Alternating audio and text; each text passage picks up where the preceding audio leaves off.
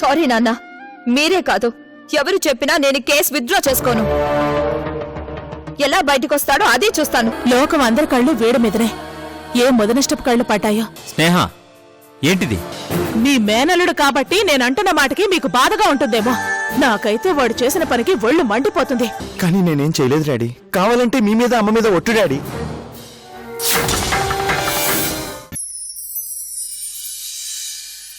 ఏయ్, నీకు అసలు బుద్ధి ఉందా? బావేదో మాయ చేస్తుంటే మధ్యలో నీ మీటింగ్ ఏంటి? ఫోటో దిగు ముందు. తీస్తున్నా. స్టడీ ఉండమ్మా. స్టడీ అంతే అంతే, అలాగుండు. స్టడీ స్టడీ అమ్మా, స్టడీ. అబ్బా అబ్బా, సరేనమ్మా, నువ్వు అలా కూర్చో. అలాగే. రెడీ అమ్మా.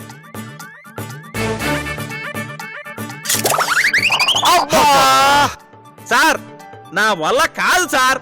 ముందు సరిగ్గా నిలబడమని చెప్పండి, అప్పుడు పిలవండి, నేను వస్తాను. ఆ కెమెరా నాకి. సార్, కొంపదీసి నా ఫోటో తీస్తారా ఏంటి? అది కాదులేవయ్యా ఐటీ. తీసుకోండి సార్. చూడు గౌరీ, నేను చెప్పినట్టు చేస్తే నీకు మీ అమ్మని చూపిస్తా, లేదంటే నేను నీతో మాట్లాడను. బావా సరే, నువ్వు చెప్పినట్టు చేస్తా. సరే, ఇదిగో అక్కడి నుంచి ఇటు చూడు. బావా ఇక్కడే కదా? అక్కడే. Ready ready smile.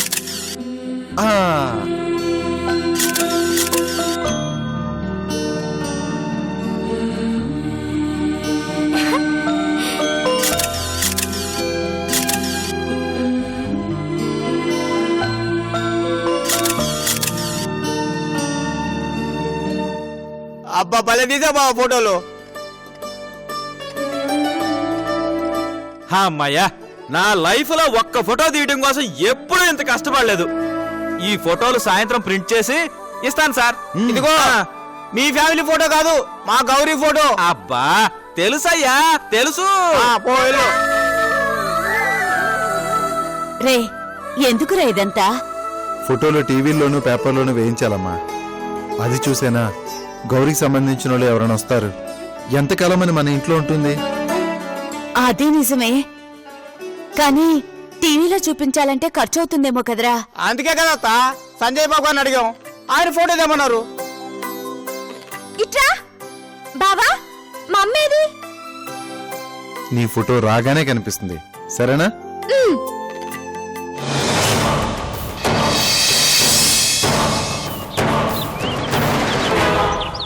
ఏంటి ఉషా నువ్వు చేస్తున్నది? రోజు రోజుకి ఎంత పెద్ద గొడవలు సృష్టిస్తున్నావు నీకు అర్థమవుతుందా? నువ్వు ఆ రోజు టెన్షన్ పడ్డావు, గుర్తుందా? నీకు మీ మామయ్యకి మధ్య అపార్థాలు మొదలయ్యి 2 కుటుంబాలు విడిపోతాయని. చివరికి అదే జరుగుతుంది. అది నీ వల్లే జరుగుతుంది. అసలు నువ్వేం సాధిద్దాం అనుకుంటున్నావు? దీనివల్ల నువ్వు ఆ సంజయ్ చేత నిజం చెప్పించగలవా? పోనీ నువ్వు మంచిదైనా నిరూపించుకోగలవా? చెప్పు. నేను మంచిదాన్ని కాకపోయినా పర్వాలేదు బద్రి. బావ మంచివాడు కాదని నిరూపిస్తే చాలు. ఎలా? తన మీద తప్పుడు కేసు పెట్టించా? మీ అన్నతో చెప్పి సంజయ్ మీద కేసు పెట్టించావు, లోపల తోయించావు. ఏమైంది? నువ్వు నలుగురిలోనూ గోలయ్యావు గాని తను చేసిన తప్పు ఎవరికైనా తెలిసిందా?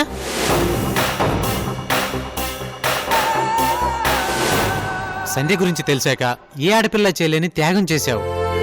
సంజయ్ తప్పించుకోకూడదని తాళి కట్టించుకున్నావు. తనకి లొంగిపోకుండా నిన్ను నువ్వు కాపాడుకుంటున్నావు. సంజయ్ ఎత్తులకు పై ఎత్తులు వేస్తూ ఇప్పటిదాకా ఏదోలా మేనేజ్ చేసుకుంటూ వచ్చావు. అలాంటిది ఉన్నట్టుండి తన మీద ఈ కేసు పెట్టడం ఏంటి? రేపు నీకు సంజయ్ దొరికినా నువ్వు చెప్పేది వాళ్ళు నమ్ముతారా? నీ మీదుండే నమ్మకాన్ని నువ్వే చేతులారా చెరిపేసుకుంటున్నావు. ఏం చేయమంటావు బద్రి? సంధ్య దొరకలేదని ఎంతకాలం మీ ఫ్రెండ్ చేసే పాపాల్ని భరించాలి? ఎంత నింద వేశాడో తెలుసా? నాకు రాఘవ్కి మధ్య సంబంధం ఉందంట.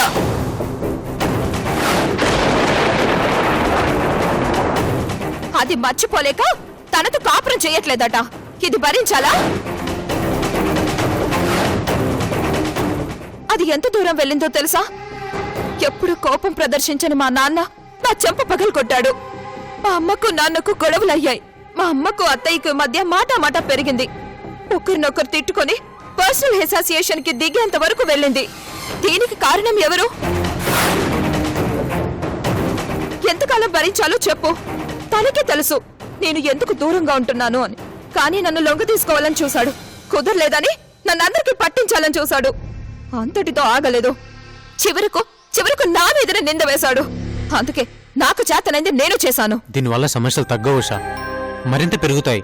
కానీ నేనంటే భయం అనేది ఉంటుంది బద్రి. నా జోలికొస్తే అండగా మా అన్నయ్య ఉన్నాడు, పట్టుకొని ఇరగదీస్తాడనే భయం ఉండాలి. ఇప్పుడుంటుంది. కానీ మీ రెండు కుటుంబాల మధ్య గొడవలు పెరుగుతున్నాయి. అవి మరింత ఎక్కువైతాయి ఉషా. కలిసిన ప్రమాదం ఉంది బద్రి. ఏ మాత్రం నేను తగ్గినా సంజయ్ లొంగ తీసుకునే ప్రయత్నం చేస్తాడు. ఇటు సంజయ్ ని దూరంగా ఉంచాలన్నా, తన పొగరికి సమాధానం చెప్పాలన్నా నేను చేసిందే కరెక్ట్. కానీ సంధ్య గురించే కదా నీ అనుమానం? సంధ్య దొరకాలే కాని సంజయ్ చేసిన మోసం గురించి ప్రూఫ్ చేయడం చాలా ఈజీ. అది తెలిస్తే అన్ని గొడవలు సర్దుకుంటాయి.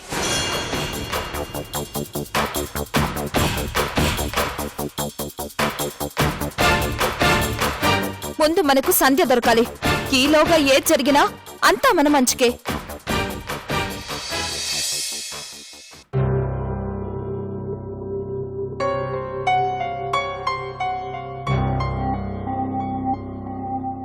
Excuse me madam, courier.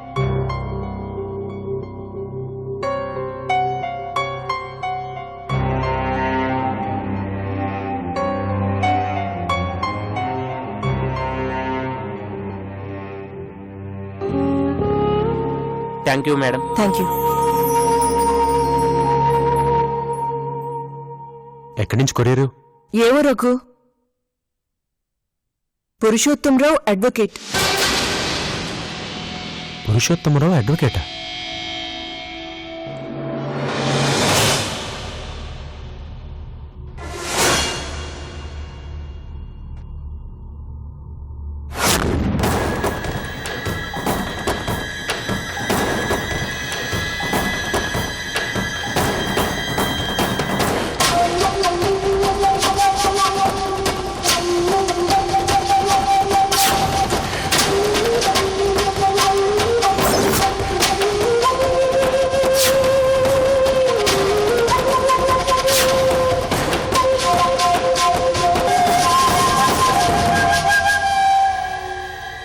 Raghu, ఏమైంది?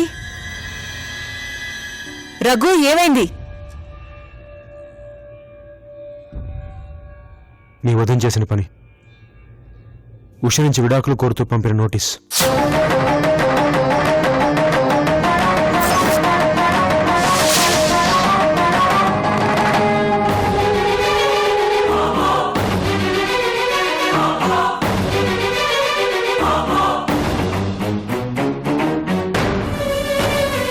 ఏంటమ్మా విడాకుల నోటీస్ ఏంటి? ఇదిగో చూసావుగా, చదువుకో, బాగా చదువుకో. ఏదో సాధిద్దామని లెటర్ రాసి మరీ వీడి చేతిలో పెట్టావు. వాడి చేతిలో పవర్ ఉంది కదా అని ఆ సంజయ్ని అరెస్ట్ చేసి లోపలేశాడు. దాని పర్యవసానం ఏంటో చూడు.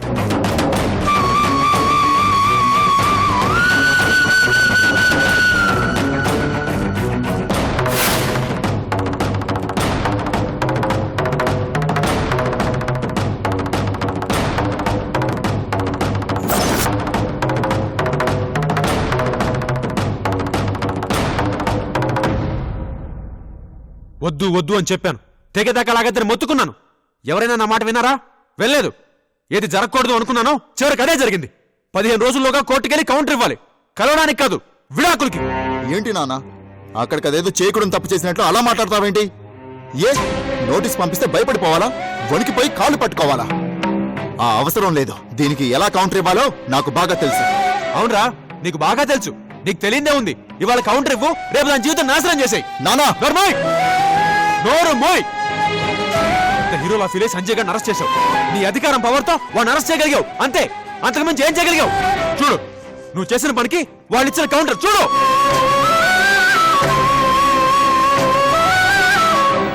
నాన్న, ఇందులో అన్నయ్య తప్పేం లేదు. వాడి తప్పు లేదు, నీ తప్పు అంతకన్నా లేదు. తప్పంతా మాది. మీలాంటి పిల్లల్ని కండం మేం చేసిన తప్పు. అంటే నేను చెప్పినవన్నీ అబద్ధాలేనా? ఖచ్చితంగా అబద్ధమే. అదే నిజమై ఉంటే నేను అడిగిన రోజే చెప్పుండేదానివి. కనీసం మీ అమ్మకైనా చెప్పుండేదానివి. ఉషా, కేవలం నీ కక్ష సాధింపు చర్యే నీ ప్లాన్ తెలియక ఆ పెచ్చాడు ముందు వెనక ఆలోచించకుండా సంజయ్ గారిని అరెస్ట్ చేశాడు. చివరికి ఏం జరగాలో అదే జరిగింది. నాన్న నేనేం తెలియక అరెస్ట్ చేయలేదు. ఆ సంజయ్ గురించి నాకు బాగా తెలుసు నాన్న. మాట్లాడద్దు. అసలు నీకు ఎవరు మాట నాకు గౌరవం లేదు. అయినా ఇదేమైనా చిన్నపిల్లల ఆట అనుకున్నావా? 2 కుటుంబాల మధ్య సమస్య, అది తెలుసా నీకు? ఛా!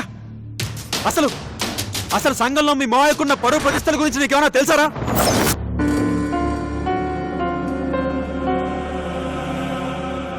ఆయనకున్న గౌరవ మర్యాదల గురించి నీకేమైనా ఐడియా ఉందా? లేదు. వాడి కొడుకుని అరెస్ట్ చేసి వాళ్ళ పరువు తీసేశావు. వాళ్ళు విడాకుల నోటీస్ పంపించారంటే అందులో వాన తప్పే లేదు, తప్పంతా మందే.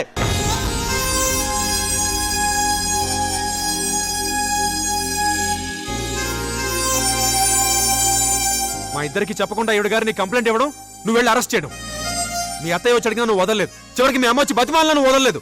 ఎవరు చెప్తే వింటారో నువ్వు? రేయ్, ఇప్పుడు నీ అధికారం దర్పం ఉపయోగించి వాళ్ళ నోటీస్ వెనక్కి తీసుకోమని చెప్పు. చేయగలవా? చెప్పు.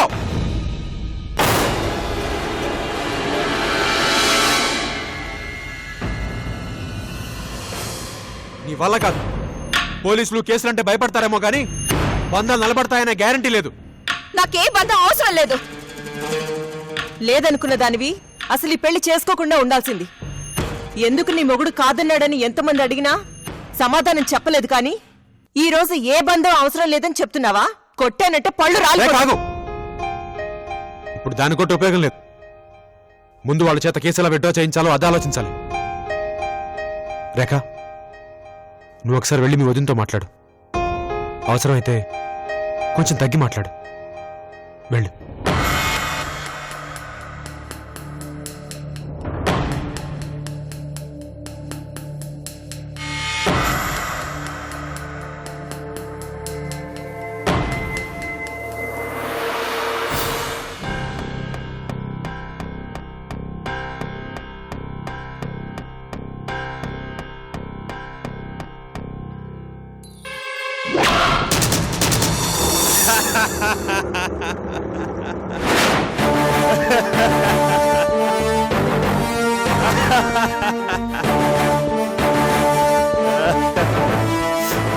ఆపరా బాబు, ఆపు.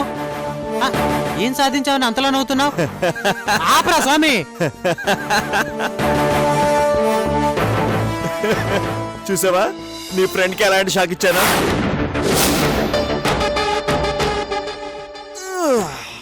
ఈ పాటికి నోటీస్ చేరడం, ఏం చేయాలో తెలియక తల పట్టుకోవడం, ఉషని పట్టుకుని చెడమడ తిట్టడం, అన్నీ ఒకదాని తర్వాత ఒకటి వరుసగా జరిగిపోతాయి. ఎందుకు తిడతారు? ఈ రోజు కాకపోతే రేపైనా ఉష నిన్ను కాదంటుంది, నీకు విడాకులిస్తుంది. అదేదో నువ్వే పంపించావు అంతేగా. తనకు కావాల్సింది కూడా అదే. హ్యాపీగా ఓకే అంటుంది. అంటుంది, కానీ ఈ లోపల ఏం జరగాలో అన్నీ జరిగిపోతాయి. ఉషా, ఎందుకు మీ భావన కాదనుకుంటున్నావంటే కారణం చెప్పలేదు. కారణం చెప్పినా సాక్ష్యం లేదు. కానీ నేను ఉషని కాదనడానికి సాక్ష్యం ఉంది. రేయ్ బద్రి, నువ్వు ఉషా కలిసి ఎన్ని ప్లాన్లు వేసినా ఏం చేయలేరురా నన్ను. నా పక్కన మా అమ్ముంది. మా అమ్మ ప్రేమే నాకు ఆయుధం. ఆ రోజు జీకే గాడు నన్ను అరెస్ట్ చేసి చాలా మంచి పని చేశాడు. నా మీద ఇంట్లో సింపతి క్రియేట్ అయింది. ఇవన్నీ ఆ సంధి దొరికేంత వరకే, అది గుర్తుపెట్టుకో.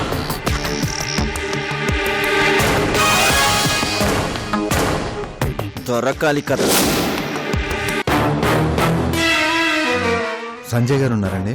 లోపల ఉన్నారు, వెళ్ళండి.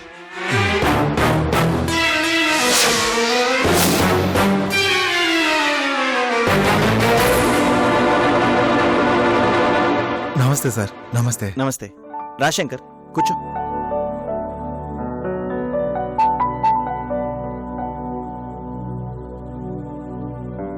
ఏంటి ఇలా వచ్చావు? సార్, ఆ రోజు మీకు చెప్పాను కదా, గౌరీ అని. ఎవరా మెంటల్ కేస్ మీ ఇంట్లో ఉంది? అవును సార్. ఆ అమ్మాయి ఫోటో తీయించాను. పేపర్లోనూ టీవీలోనూ వేయిస్తే వాళ్ళు వచ్చి తీసుకెళ్తారు. పైగా నెలలు నిండుతున్నాయి, చూసుకోవడం కష్టం అవుతుంది. అలాగే, నేను చూసుకుంటాను. ఫోటో ఇచ్చి వెళ్ళు. ఇదిగోండి. చాలా థ్యాంక్స్ సార్. అలాగే మీరు వెళ్ళండి. వస్తాం సార్. వస్తాం సార్.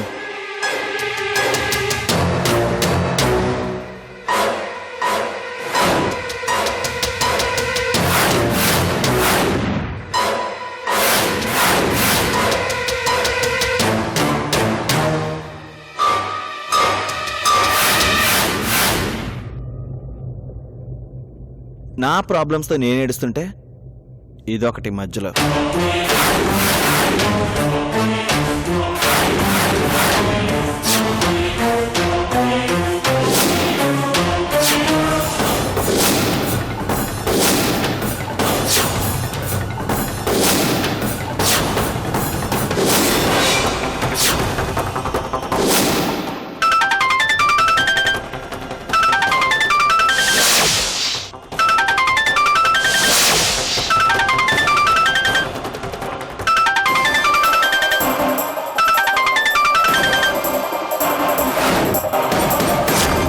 ఇంకోసారి ఇలా ఫోన్ కట్ చేసావే అనుకో, నా నుంచి కాల్ రాదు, మీ నాన్న దగ్గర నుంచి కాల్ వస్తుంది.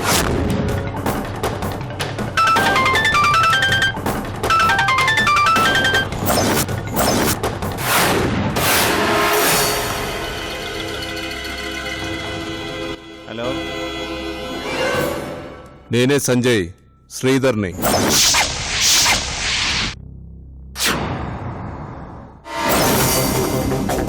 ఏంట్రా ఇంకా కావాలా డబ్బు? ఇచ్చింది చాలేదా? మళ్ళీ ఫోన్ చేసావు? నువ్విచ్చింది నేను తీసుకున్నాను, మరి నేనిచ్చేది నువ్వు తీసుకోవాలి కదా. ఏంట్రా నువ్విచ్చేది? డబ్బులిస్తానని రౌడీలను పెట్టి చంపించాలని నువ్వు చూసావు, నేను పొయ్యేలోగా నీ అంతు చూడాలని నేను డిసైడ్ అయిపోయాను. రేయ్, మంచోడితో పెట్టుకో, వాడు ఒక్కసారి కాకపోతే ఇంకోసారైనా నీ మీద జాలి చూపిస్తాడు. కానీ నాలాంటి చెడ్డవాడితో పెట్టుకుంటే ప్రాణం పోతున్నా అయ్యో పాపం అనడు. నాలో ఉన్న చెడ్డవాణ్ణి బయటికి తెచ్చావు, నమ్మక ద్రోహం చేశావు, దానికి పనిష్మెంట్ ఏంటో తెలుసా? మీ నాన్నని కలవబోతున్నా, అన్ని వివరాలు చెప్పబోతున్నా. నువ్వు సంధ్యకు చేసిన అన్యాయం, దాన్ని దాచటం కోసం నా ఫోటో పెట్టి మార్ఫింగ్ చేయడం, మీ ఇంట్లో అందరినీ మోసం చేయడం, అన్ని చెప్తా. మీ ఇంటికి జస్ట్ కిలోమీటర్ దూరంలో ఉన్నా.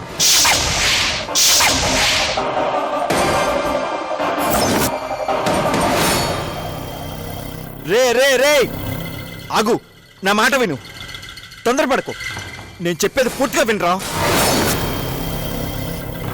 నువ్వు నా మాట విన్నావా? లేదుగా. మర్యాదగా డబ్బులు ఇవ్వమంటే నాటకాలాడావు.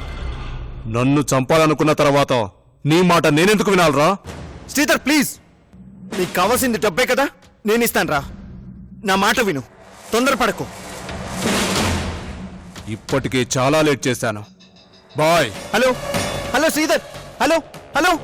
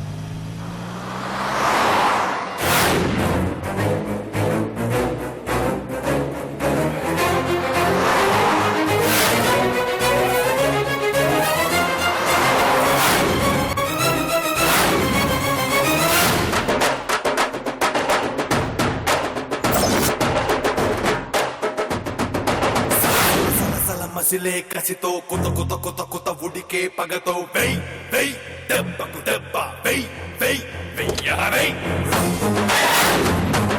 కణం కణం ఒక అగ్ని కణంగా రక్త కణం ఒక సమర కణంగా వెయ్ వెయ్ వెయ్య వెయ్